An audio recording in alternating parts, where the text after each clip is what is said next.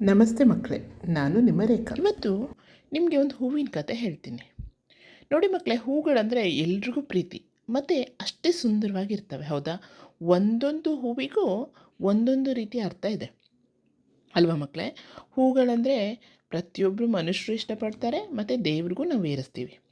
ಇಲ್ಲಿ ಒಂದು ಸಾರಿ ಏನಾಗುತ್ತೆ ಗೊತ್ತಾ, ಎಲ್ಲ ಹೂಗಳು ಸಭೆ ಸೇರಿರ್ತವೆ, ಅಂದರೆ ಮೀಟಿಂಗ್ ಮಾಡ್ತವೆ. ಸಭೆ ಅಂದ್ರೇನು? ಮೀಟಿಂಗ್ ಮಾಡ್ತವೆ. ಎಲ್ಲ ಸೇರಿಕೊಂಡು ಚರ್ಚೆ ಮಾಡ್ತಾ ಇದ್ದಾವೆ. ನಾನು ಶ್ರೇಷ್ಠ, ನಾನು ಶ್ರೇಷ್ಠ, ಅಂದರೆ ನಾನೇ ಎಲ್ಲದಕ್ಕೂ ಯೋಗ್ಯನಾಗಿರೋದು, ಅದರಲ್ಲೂ ದೇವ್ರ ಪೂಜೆಗೆ ನಾನೇ ಶ್ರೇಷ್ಠ ಅಂತ.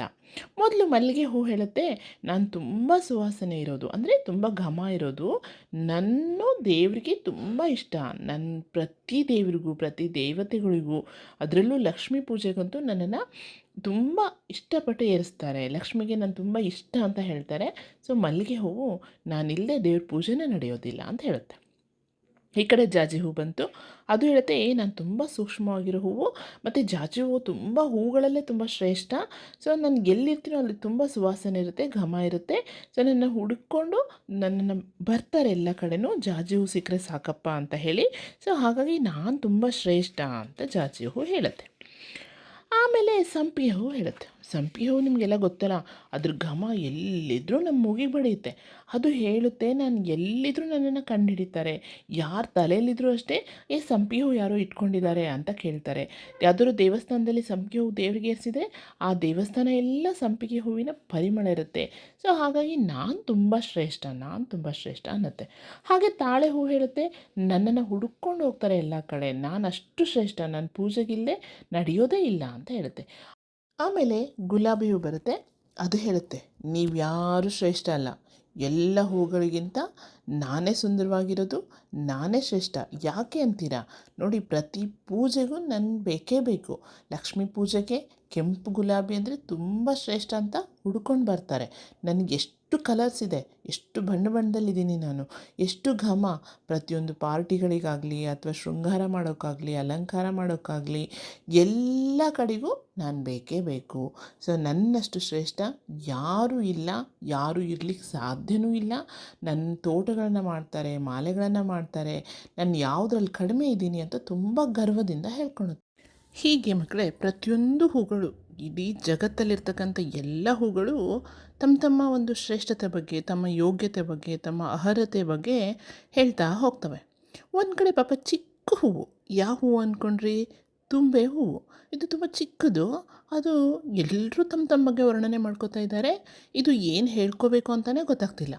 ಸುಮ್ಮನೆ ಪಾಪ ಒಂದು ಕಡೆ ಸಪ್ಪಗೆ ಮುಖ ಮಾಡಿಕೊಂಡು ಸೈಲೆಂಟಾಗಿ ಕೂತ್ಕೊಂಡ್ಬಿಡ್ತು. ಆವಾಗ ಮೇಲೆಲ್ಲ ದೇವ್ರು ಇದನ್ನು ನೋಡ್ತಾ ಇರ್ತಾನೆ. ಈಶ್ವರ, ಶಿವ ಅಂತ ಹೇಳ್ತೀವಿ. ಅವನು ತಕ್ಷಣ ಪ್ರತ್ಯಕ್ಷ ಆಗ್ಬಿಡ್ತಾನೆ. ಹೋಗಿ ಆ ತುಂಬೆ ಹೂನ ತಪ್ಕೋತಾನೆ. ಅದಕ್ಕೆ ತುಂಬ ಖುಷಿಯಾಗ್ಬಿಡುತ್ತೆ. ಆವಾಗ ನೀನು ಯಾಕೆ ಬೇಜಾರು ಮಾಡ್ಕೋತೀಯ? ಇಷ್ಟೆಲ್ಲ ಹೂಗಳು ಶ್ರೇಷ್ಠ ಅಂತ ಹೇಳ್ಕೊಂಡ್ರೂ ಪರವಾಗಿಲ್ಲ, ಆದರೆ ನೀನು ನನಗೆ ಶ್ರೇಷ್ಠ. ಇನ್ಮೇಲೆ ಪ್ರತಿಯೊಬ್ಬರು ಯಾರೇ ಮನುಷ್ಯ ಪೂಜೆ ಮಾಡುವಾಗ ನನಗೆ ಯಾರು ನಿನ್ನನ್ನು ಏರಿಸ್ತಾರೋ, ಅಂದರೆ ಯಾರು ನಿನ್ನನ್ನು ನನಗೆ ತಂದು ಮುಡಿಸ್ತಾರೋ ಅವರು, ಅವರ ಆಸೆಗಳು, ಅವರ ಕಾಮನೆಗಳು, ಅವರ ಅಭಿಲಾಷೆಗಳೆಲ್ಲ ಈಡೇರ್ತವೆ. ಸೊ ಹಾಗಾಗಿ ನೀನೇ ತುಂಬ ಶ್ರೇಷ್ಠ. ಶಿವನಿಗೆ ಅರ್ಪಣೆ ಆಗುವಂತಹ ನಿನ್ನನ್ನು ಇಡೀ ಜಗತ್ತೇ ಶ್ರೇಷ್ಠ ಅಂತ ಪೂಜಿಸೋ ಹಾಗಾಗಲಿ ಅಂತ ಆಶೀರ್ವಾದ ಮಾಡ್ತಾನೆ.